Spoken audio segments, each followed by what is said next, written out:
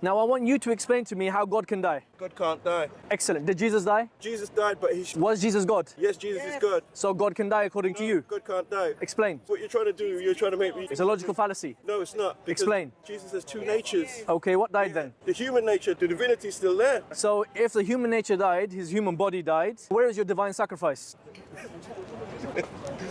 I wish I could talk more. You're speechless, clearly. I'm not speechless. If his human nature died, and the human nature is not part of the triune God, then where is your divine sacrifice? The human nature is part of it. Listen, I gotta go. He's baffled. I'm not baffled.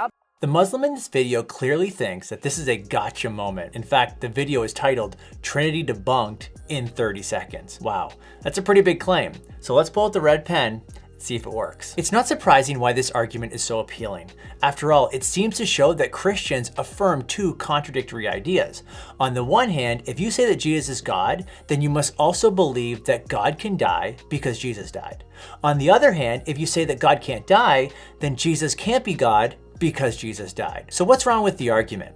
This reasoning relies on an equivocation of the word die. An equivocation, for all you logic nerds out there, is the fallacy of using a word in two different senses in an argument. In this case, the word die is being used in two different senses. Webster's dictionary defines die as pass from physical life, but it also defines die as pass out of existence. If this Muslim asked me, can God die? I would reply, it depends on what you mean by die, and it depends on what you mean by God. You see, when terms are not clearly defined, people end up talking in circles. This video is case in point. So can God die? Well, God can't cease to exist. In that sense, God cannot die. Well, what about the other sense? Can God die physically? Well, a non-physical God cannot die physically. Since Christians believe God the Father and God the Spirit are not physical, they cannot die in that sense either. However, Christians hold that God the Son took on flesh and dwelt among us, as John says.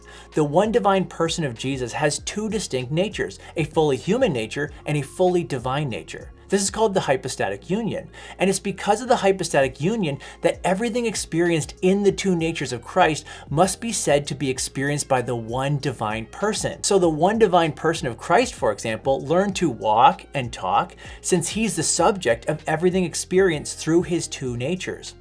Okay, so can God die? Well, if we're talking about God the Son incarnate, and we're talking about physical death not ceasing to exist, then yes, in that sense, God can and did die.